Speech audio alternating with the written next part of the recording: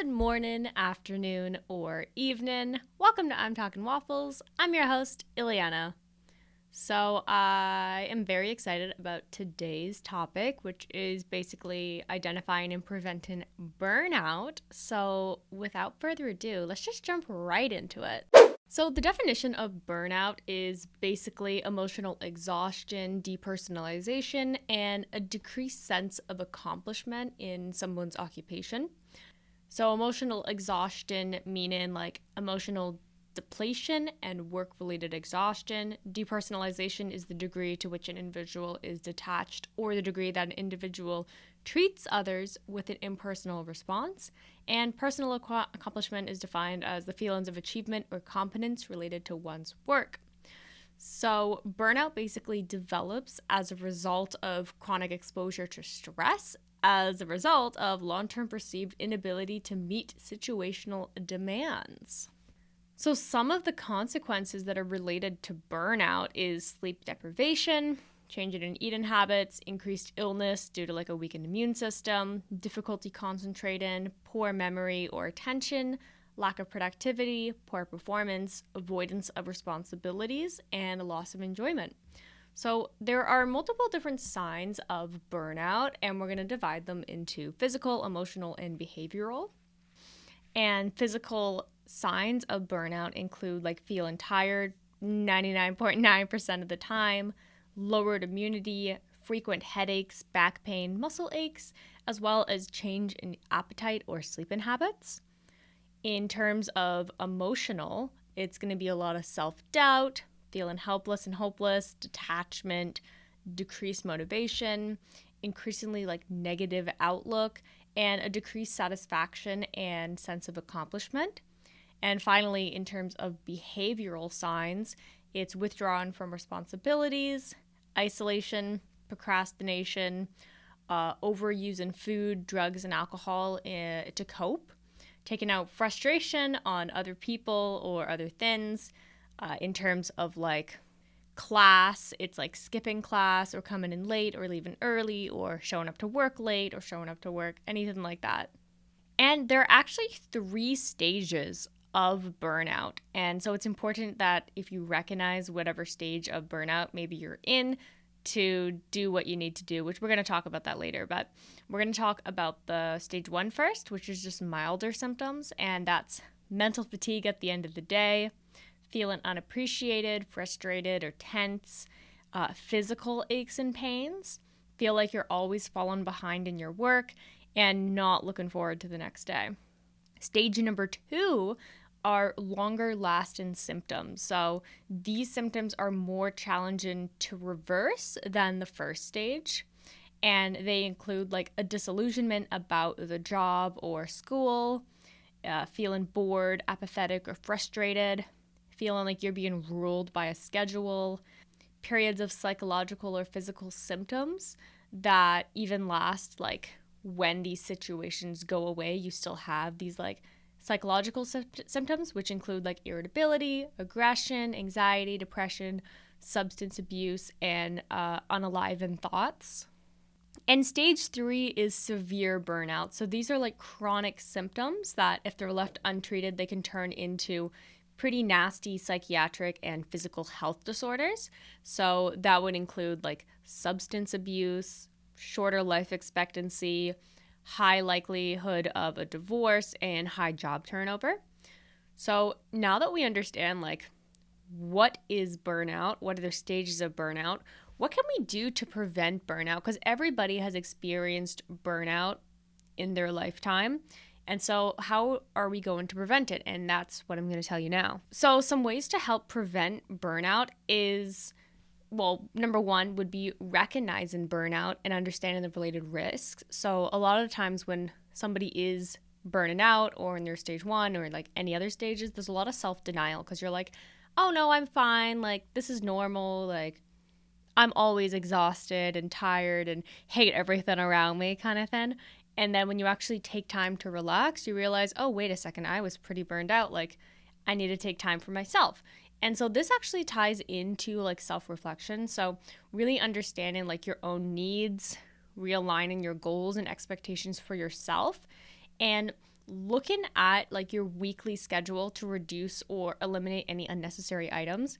And this is something I found that really helps me because I didn't realize like many moons ago at a different job I was working at that I was constantly burned out because I was working like 10 hours a day and I had like 3 jobs, but that's another story. We don't want to talk about that. That was a bad time. But yeah, when you really look at your schedule and you understand like your week at a glance and then like your day at a glance and what can you remove and what can you prioritize, and really just understanding that I find really helps prevent the burnout, as well as taking a random day off. I have an episode somewhere, I think it was in this season 2, I'm Talking Waffles, where I talk about the importance of just taking a random day off. And I actually did that about 2 weeks ago now, because I had a week-long, basically, in-person work conference, and I knew that was going to give me some symptoms of burnout, some mental exhaustion, and just because it's like so busy, it's like all day, constant socializing, and being the introvert that I am, I really understand that I can't socialize like 24/7, so understanding like, okay, where can I go to like relax and like kind of decompress and take some time for myself, and understanding that. So I took a random day off the week before that to really give myself more time to relax and take care of myself. And then I'm able to go into that really busy week of in real life, socializing, fun times. Of course, it was so much fun. I had a great time. And I think because I had a plan of attack, I was like, okay, I'm going to like go here and I'm going to like just be alone for a little bit, and then I'm going to reconvene and meet up with everybody else at this point. And that really helped me prevent burnout and exhaustion and made me really enjoy the event. But in terms of like daily work, it's really just like looking at my calendar Sunday night, and then the night of every single like Monday, Tuesday, Wednesday, The only day I don't look at it is on Saturday. And that's just to really understand and like prepare myself for what I'm going to be expecting for the week and for the next day. And that really, really helps.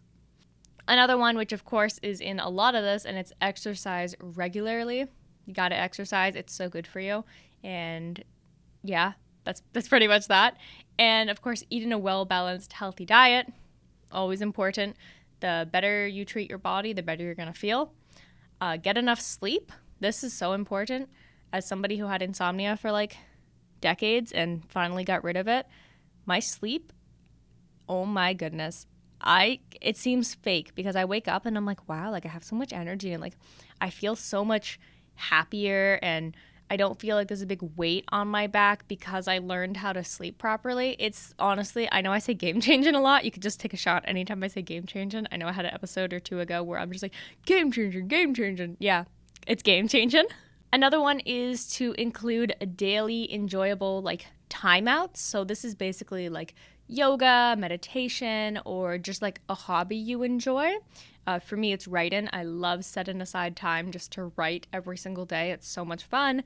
Or to read or anything like that. That's super great to do because you're really just taking time for yourself and hanging out with yourself. Of course, this one's important too, like build up a support system. So this could be family, it could be friends, it could be like a professional support system where you like talk with mentors and create strategies and stuff and all of that good stuff. So that's pretty important as well. So whatever works best for you, be it like professional or personal, having a support system is pretty good.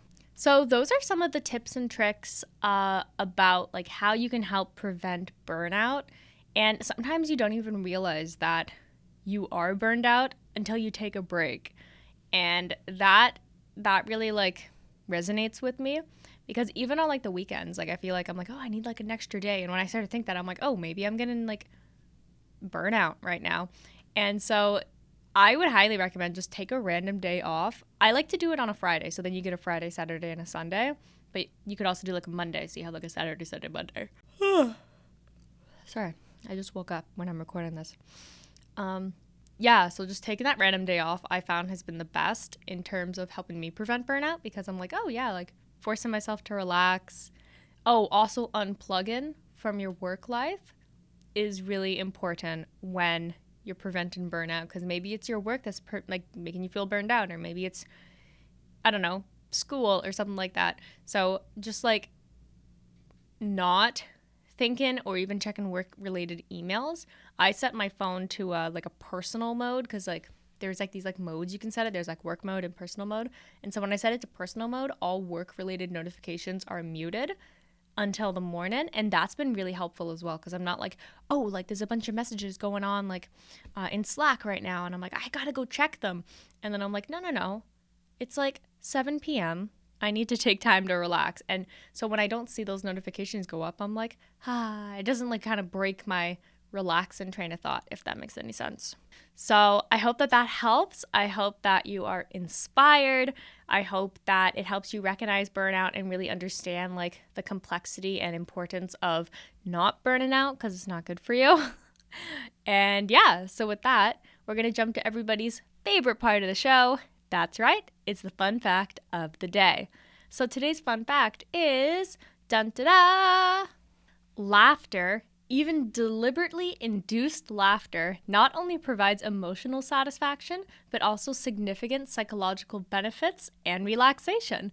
It's actually funny because I had this like kind of workshop leadership training on Friday, which was the last day of our like conference in-person training, week-long in-person work event.